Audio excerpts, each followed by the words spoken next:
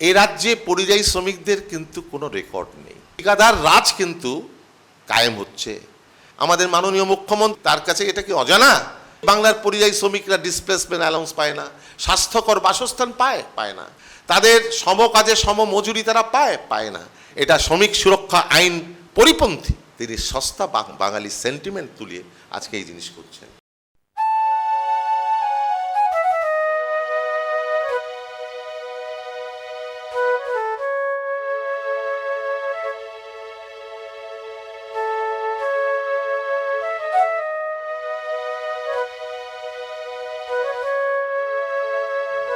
বাংলাভাষী মাত্রেই বাংলাদেশি, এই অতি সরল ও বিপজ্জনক ভাষ্যের শিকার যারা হয়েছেন এবং হচ্ছেন তারা হলেন এই রাজ্যের পরিযায়ী শ্রমিক, যাদের অধিকাংশের ধর্ম পরিচয় হচ্ছে ইসলাম, যাদেরকে পরিবারের ভরণ পোষণের জন্য কাজের সন্ধানে ভিন রাজ্যে পাড়ি দিতে হয়। আজ তারা কাজ হারিয়েছেন এবং অনেক কষ্টে বাড়ি ফিরতে পেরেছেন। ফলে তারা আজ ভীত সন্ত্রস্ত। অথচ বিজেপি শাসিত রাজ্যের এই সরকারগুলি এইভাবে পরিযায়ী শ্রমিকদের হেনস্থা করে দেশ থেকে বাংলাদেশি অনুপ্রবেশকারীদের বিতাড়িত করতে চাইছেন, যা নিয়ে রাজ্যের মুখ্যমন্ত্রী পথে নেমেছেন। তিনি বাঙালি ও বাংলা ভাষা আক্রান্ত বলে হুঙ্কারও ছেড়েছেন। এই ঘটনার পর প্রশ্ন উঠছে, বিজেপি শাসিত রাজ্যগুলির সরকার ও তার প্রশাসন অনুপ্রবেশকারী ধরার নামে যা করছে তা কি আইনসম্মত? এই নিয়ে কি বলছে দেশের আইন? প্রথম কথা, অনুপ্রবেশকারী আটকানো বা বিদেশিদের যারা দেশে ইল্লিগালি যারা বসবাস করে তাদের মেয়াদ উত্তীর্ণ হয়ে যাওয়ার পরও যারা বসবাস করে অর্থাৎ বেআইনি, তার ক্ষেত্রে আমাদের ভারতবর্ষে আইন আছে, ইন্ডিয়ান ফরেনার্স অ্যাক্ট 14। তাহলে সেই আইন বলে নিয়ম হচ্ছে কাউকে সন্দেহ করে তাকে যদি উপযুক্ত তথ্য না পাওয়া যায় তাকে অ্যারেস্ট করতে পারে, করে তার বিরুদ্ধে কোর্টে প্রডিউস করতে হবে উইদিন 24 আওয়ার্স। তারপরে বিভিন্ন সাক্ষ্য প্রমাণ ইত্যাদির মধ্য দিয়ে যখন যাকে ধরা হলো সে যদি প্রমাণ দিতে না পারেন বা যারা অভিযোগকারী তারা যদি তাদের সামনে যদি প্রমাণ উপস্থিত থাকে তারা যদি সেটা প্রডিউস করতে পারেন কোর্টে, তার দ্বারা কিন্তু তার সাজা হতে পারে। এবং সাজা হওয়ার পরে কিন্তু তাকে সেই দেশের, যে দেশের থেকে সে এই দেশে এসছে আমাদের দেশে, সেই দেশের সাথে কথাবার্তার ভিত্তিতেই তাকে পুশব্যাক করা হয়। এটাই কিন্তু স্বাভাবিক নিয়ম। গত 11ই জুলাই কলকাতা হাইকোর্টও কিন্তু একটি মামলায় তারা কিন্তু এই ধরনের আটক করাকে অসাংবিধানিক এবং বেআইনি বলেও কিন্তু অভিহিত করেছেন। তারা প্রশ্ন তুলেছেন যে এইভাবে যারা আটক করছে ওড়িশা পুলিশ, বাস্তবে কোন কোর্টের নির্দেশে তারা এই জিনিসটা তারা করছে। এবার দেখা গেল বিপন্ন পরিযায়ী শ্রমিকদের রক্ষা করতে সরব হয়েছেন মমতা সরকার। আর এখানেই প্রশ্ন উঠছে, বাংলাভাষী পরিযায়ী শ্রমিকদের পর আক্রমণ তো এই প্রথম হচ্ছে না। বাংলাদেশের পালাবদল ও পহেলগাঁওয়ের সন্ত্রাসবাদীদের হামলার পর তা ব্যাপকভাবে শুরু হয়েছিল। তাহলে মুখ্যমন্ত্রী এত দেরি করে পথে নামলেন কেন? আর তার রাজত্বে এই পরিযায়ী শ্রমিকরা কতটা সুরক্ষিত ছিল বা আছে? আমাদের মুখ্যমন্ত্রী বা তার দল, তার সরকার, তাদের যা করার তারা তাই করছেন। যার যেমন চরিত্র, যার যেমন বৈশিষ্ট্য সেই অনুযায়ী সে চলে। বাংলাদেশের পালা পরিবর্তনের সময়ও কিন্তু তিনি তার আশ্চর্যজনক নীরবতা লক্ষ্য করা যাচ্ছিল, বা অন্য যে সময় কিন্তু তিনি কোনো কথা বলেননি। হঠাৎ করে কিন্তু তিনি রাস্তায় নামছেন। আজকে যে পরিযায়ী শ্রমিকদের বিভিন্ন রাজ্যে রাজ্যে, বিশেষ করে বাঙালি, তাদের আজকে যে হেনস্থার শিকার হতে হচ্ছে, তার জন্য কিন্তু তার দায় তিনি এড়াতে পারেন না। যদি কিনা শুধু আজকে বাংলাভাষী প্রশ্নটা নয়, আপনি কিপিং ইট অ্যাসাইড, সাধারণভাবে পরিযায়ী শ্রমিকদের হেনস্থা, আমরা মাইগ্রেন্ট ওয়ার্কার্স অ্যাসোসিয়েশন, বাংলাদেশি বা বাঙালি ভাষীর উপরে আক্রমণ এটা একটা নিউয়ার ফেনোমেনা, কিন্তু আমরা তো সুদীর্ঘকাল ধরে যে কাজটা করে আসছি তাতে আমরা দেখছি কি এ রাজ্যে পরিযায়ী শ্রমিকদের কিন্তু কোনো রেকর্ড নেই। কত কারা পরিযায়ী শ্রমিক তার কিন্তু কোনো রেকর্ড নেই। ব্লকে কোনো রেকর্ড পাওয়া যাবে না, লগবুক সিস্টেম নেই, অর্থাৎ কারা কখন চলে যাচ্ছে, কোন ঠিকাদারের হাতে ধরে যাচ্ছে তা কিন্তু তার কোনো রেকর্ড পাওয়া যাবে না। ওরা মাঝে মধ্যেই একটা আমাদেরই আন্দোলনের চাপে আমরা চেয়েছিলাম পশ্চিমবঙ্গে একটা পরিযায়ী শ্রমিকদের কল্যাণ বোর্ড গঠিত হোক। বহু লড়াইয়ের পরে সেই একটা বোর্ড তারা গঠন করেছেন বটে, কিন্তু এই বোর্ডটা বাস্তবে নন ফাংশনিং। অর্থাৎ আমরা চেয়েছিলাম যে বিভিন্ন ব্লক অফিসে মিনিমাম ওয়েজ ইন্সপেক্টর আছে, মহকুমা অফিসে এএলসি আছেন, জেলাতে ডিএলসিরা আছেন, পশ্চিমবঙ্গ রাজ্য সরকারের অধীন শ্রম দপ্তর। তাহলে আজকে পরিযায়ী শ্রমিকদের তাদের তথ্য রক্ষা করাটা এটা কি খুব অসুবিধার ছিল? আজকে কিন্তু তা রাখা হয়নি। এর ফলে হচ্ছে কি, ঠিকাদার রাজ কিন্তু কায়েম হচ্ছে। সাধারণত আমাদের মাইগ্রেন্ট ওয়ার্কার্স অ্যাক্ট 1979 তাতে কিন্তু বলা ছিল যে কোনো পরিযায়ী শ্রমিকদের যে সমস্ত ঠিকাদাররা নিয়ে যাবে তারা 19 জন পর্যন্ত নিয়ে যেতে পারে বিনা লাইসেন্সধারী কোনো ঠিকাদার। 20 জন হলেই কিন্তু তার লাইসেন্স কিন্তু বাধ্যতামূলক ছিল। রাজ্য সরকার এই আইনটাকে ঠিকভাবে কার্যকরী হচ্ছে কিনা তার জন্য বিন্দুমাত্র কিন্তু ভাবেনি, যেমন করে কেন্দ্র সরকারও ভাবে না। ফলে ঠিকাদাররা কারা কখন কাকে নিয়ে যাচ্ছে, কোথায় নিয়ে কাজ করাচ্ছে, এই আইনের বলে নিয়ম আছে ডিসপ্লেসমেন্ট অ্যালাউন্স দেওয়ার কথা।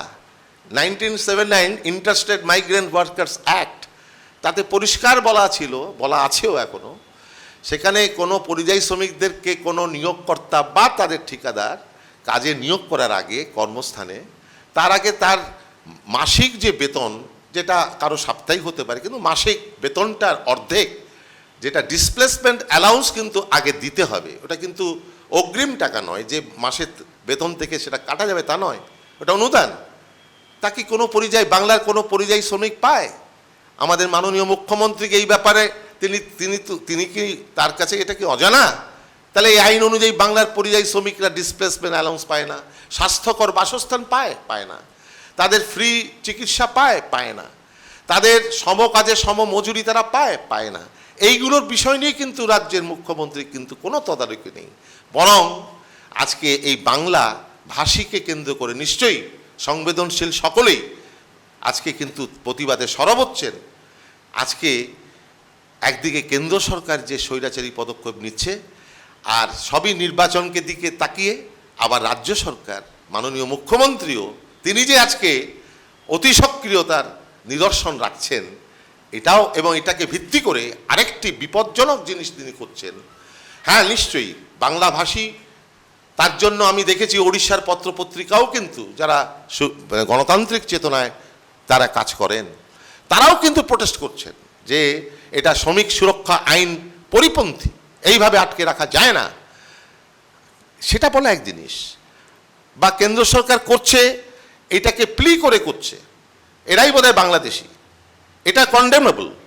কিন্তু আবার আমাদের বহু ভাষাভাষী অধ্যুষিত এই দেশ, সেখানে কিন্তু সুকৌশলে তার বিভিন্ন কাজের মধ্য দিয়ে আজকে মুখ্যমন্ত্রী একটা সস্তা মানে বাঙালির যে সেন্টিমেন্ট, আমাদের বহু ভাষাভাষীর দেশে কিন্তু এই ধরনের একটা সেন্সিটিভ বিষয় যেভাবে তাকে উপস্থাপিত করা দরকার ছিল, আজকে কিন্তু সংকীর্ণ নির্বাচনী ভোট ব্যাংকের স্বার্থে আজকে তাকে পদদলিত করে দায়িত্ব জ্ঞানপূর্ণ আচরণের না করে আজকে তিনি সস্তা নির্বাচন সর্বস্ব মানসিকতার শিকার হয়ে তিনি সস্তা বাঙালি সেন্টিমেন্ট তুলে আজকে এই জিনিস করছেন। এটা নিন্দনীয়। এ রাজ্যের কাজের সুযোগ দিনকে দিন কমছে। গ্রামের ঋণগ্রস্ত চাষিরা তাদের জমি হারিয়ে ক্ষেতমজুরে পরিণত হচ্ছেন। অলাভজনক কৃষিতে বাড়তি ক্ষেতমজুরদের কোনো কাজের সুযোগ হচ্ছে না। ফলে পেটের টানে গ্রামের যুবকরা ভিন রাজ্যে পাড়ি দিচ্ছে, আর ভিন রাজ্যে কাজ করতে গিয়েও তাদেরকে পড়তে হচ্ছে নানাবিধ সমস্যায়। বাইরের রাজ্যে কাজ করছেন, সেখানে সমকাজে মজুরি তারা পান না, সেখানেও কিন্তু ডিসক্রিমিনেশন মারাত্মক। নানানভাবে তাদেরকে বিভিন্ন মালিক পক্ষ লোকাল সেন্টিমেন্ট তুলে তাদেরকে উপরে কিন্তু শারীরিক মানসিক নির্যাতন চালিয়ে আসছে। এই ঘটনার আগেও কিন্তু ঘটতো। আমাদের অ্যাসোসিয়েশনের কাছে এরকম বেশ কিছু সংবাদ খবরও এসেছিল, আমরা সেখানে মুভ করেছি। পরিযায়ী শ্রমিকরা বাইরে কাজ করতে যায়, সেখানে নানা ধরনের ভাবে তারা অসুস্থ হয়ে যায়। এই তো আমাদের পূর্ব মেদিনীপুরের কাঁথির রামনগরের একজন পরিযায়ী শ্রমিক, সে থাইল্যান্ডে গিয়েছিল হোটেলে কাজ করতে গিয়ে, অসুস্থ হয়ে গেল, অসুস্থ হয়ে গিয়ে মারা গেল। তার ডেড বডিও পর্যন্ত আমাদের রাজ্য সরকার বা কেন্দ্র সরকার প্রথমে আনছিল না। দালালরা 2.5 লক্ষ টাকা ক্লেম করেছে, গরিব পিতা মাতা মুসলিম কমিউনিটির, ফলে তাদের প্রচণ্ড আবেগও সেখানে, যে তাদের সন্তানের জন্য তারা যে যা অন্ত্যেষ্টিক্রিয়া তারা করবেন, শেষ দেখা দেখবেন, অথচ তারা কিন্তু 20,000 টাকা দালালরা নিল। শেষ পর্যন্ত 1 মাস বাদে আমাদের অ্যাসোসিয়েশনের কাছে তারা যোগ দিলেন। আমাদের অ্যাসোসিয়েশনের পক্ষ থেকে আমরা তৎপর অ্যাডমিনিস্ট্রেটিভ মুভ করি। আমাদের সামনেই রাজ্যের লেবার কমিশনার তখন দূতাবাসে ফোন করেন এবং তারপরে 4 দিনের মাথায় কিন্তু প্লেনে করে সরকারি খরচায় এটা আমাদের কাছে এসছিল বলে বিষয়টা জানি। ফলে এইরকম যে নানান ধরনের ঘটনা ঘটছে, তাদের কাজ নেই, তাদের উপরে নানা রকম বৈষম্যমূলক আচরণ করা হচ্ছে, ফলে তাদের এই সমস্যা শুধুমাত্র এই যে আজকে ভাষাকে কেন্দ্র করে যে সমস্যা, এটা হচ্ছে একটা টেম্পোরারি ফেনোমেনা। সংসদীয় দলগুলো তাদের ভোটের সাথে নির্বাচন সর্বস্ব মানসিকতার কারণেই এই জিনিসগুলো করছে। কেন্দ্র এবং রাজ্য তারা সমানভাবেই কিন্তু আজকে অপরাধী বলে আমরা মনে করি। এই লেবার কোডে যে আক্রমণ এনেছে 1979 যে ইন্টারস্টেট মাইগ্রেন্ট ওয়ার্কার্স যে অ্যাক্ট, তাতে যতটুকু রক্ষা কবচ ছিল পরিযায়ী শ্রমিকদের, যদিও তার সেগুলো তামাদি হয়ে গেছে। কোনো সরকারই বিভিন্ন সময় আসা, সে অতীতের কংগ্রেস সরকার হোক, বর্তমানে বিজেপি সরকার হোক বা জনতা সরকার হোক, বা পরবর্তী ক্ষেত্রে রাজ্যগুলোতেও বিভিন্ন যে সরকার আসছে যাচ্ছে, কোনো সরকারই এই আইনটা তার সদর্থক দিকগুলো যেগুলো কার্যকরী হলে পরিযায়ী শ্রমিকরা খানিকটা রিলিফ পেতেন, কেউ কিন্তু কোনো ইমপ্লিমেন্ট করেনি। ফলে এই পরিযায়ী শ্রমিক আইনে যে কথাগুলো আছে, সেই আইনে ছিল কিন্তু আগে 5 জন যে কোনো সংস্থায় কাজ করে, তারা কিন্তু পরিযায়ী শ্রমিকরা থাকলে, সেই ফ্যাক্টরি হোক বা প্রতিষ্ঠান, তারা কিন্তু পরিযায়ী শ্রমিক আইনের পারভিউর মধ্যে কিন্তু তারা আসেন। এখন লেবার কোডে, নতুন লেবার কোডে এনেছে সেই সংখ্যাটা 10। আগে ছিল 20 জন শ্রমিক নিয়ে যাওয়া ঠিকাদার, তার লাইসেন্স থাকা বাধ্যতামূলক, লাইসেন্স বাধ্যতামূলক থাকলে সরকার তাকে ধরতে পারে। আর এখন সেটা নতুন লেবার কোডে এনেছে 50 জন, অর্থাৎ 49 জনকে বিনা লাইসেন্সে একজন ঠিকাদার বাইরের রাজ্যে নিয়ে যেতে পারে। বাস্তবে ঠিকাদার রাজত্বকে সুযোগ করে দেওয়া হচ্ছে। আজ বাংলা বলার অজুহাতে তারা কর্মহীন, তাদের স্থান হচ্ছে ডিটেনশন ক্যাম্পে। এদেশের বসবাসের সব নথি থাকা সত্ত্বেও তাদেরকে নিয়ে ছেড়ে দেওয়া হচ্ছে ভারত বাংলাদেশ সীমান্তের নোম্যান্স ল্যান্ডে। ফলে তারা আজ পরিবার পরিজন নিয়ে চরম অনিশ্চয়তার মধ্যে দিন কাটাচ্ছেন। এইভাবে পদে পদে হেনস্থার শিকার তারা আর কতদিন হবেন? সেই কারণে তাদের সংগঠন অল ইন্ডিয়া মাইগ্রেন্ট ওয়ার্কার্স অ্যাসোসিয়েশনের পক্ষ থেকে রাজ্য সরকারের কাছে দাবি করা হচ্ছে। 1 নম্বর দাবি হচ্ছে সমস্ত পরিযায়ী শ্রমিকদের নাম রেজিস্টার্ড করে ব্লক অফিসগুলোতে তাদেরকে স্মার্ট আই কার্ড তাদেরকে প্রদান করা হোক এবং তাদের আপডেট ইনফরমেশন লগবুক সিস্টেমের মাধ্যমে সেটাকে মেনটেন করা হোক। দ্বিতীয় দাবি হচ্ছে যে সমস্ত রাজ্য থেকে যারা হয়রানির শিকার হয়ে যারা আমাদের রাজ্যে ফিরে আসছেন, তারা তো কর্মহীন, সেখানে একটা কাজ করতেন, কিছু পয়সা তারা রোজগার করতেন, সংসারটা তার উপরই তাকিয়ে থাকতো। হয়রানির শিকার হয়ে যারা ফিরে আসছেন, রাজ্য সরকার যারা তাদের প্রতি যদি তাদের সত্যিকারের দায়বদ্ধতা অনুভব করেন, তাদের উপযুক্ত আর্থিক সাহায্য, এই সময় তারা কর্মহীন, রাজ্যেও কোনো কাজ নেই, তাদের কাজ এবং উপযুক্ত খাদ্য, যাতে এই পরিবারগুলো অনাহারে যাতে মারা না যায়, এবং খাদ্য মানেই শুধু রেশনের চাল নয়, তার জন্য আর্থিক সহায়তা দিতে হবে। এটা আমরা গত 14 তারিখে রাজ্য ওয়েলফেয়ার বোর্ডের চেয়ারম্যান তার কাছে ডেপুটেশনও বলেছিলাম। আমরা দাবি তুলেছি ওয়েলফেয়ার বোর্ড তাকে যদি গতিশীল রাখতে হয়, তাকে সময়োপযোগী হিসাবে তাকে যদি ফাংশনিং রাখতে হয়, এই সংগঠনের প্রতিনিধিকে রাখতে হবে। যদিও তিনি স্বীকার করেছেন অবশ্যই আমরা আপনাদের প্রতিনিধিকে রাখব।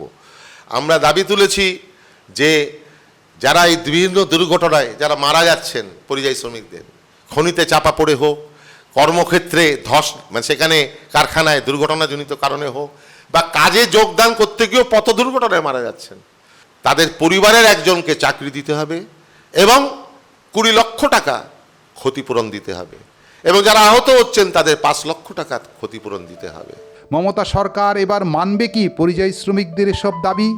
কবে কাটবে তাদের জীবনের এই অনিশ্চয়তা? আর তারা ভিন রাজ্যে কাজের জন্য কবে নির্ভয়ে যেতে পারবেন? এইসব প্রশ্নের উত্তরই তারা আজ খুঁজছেন।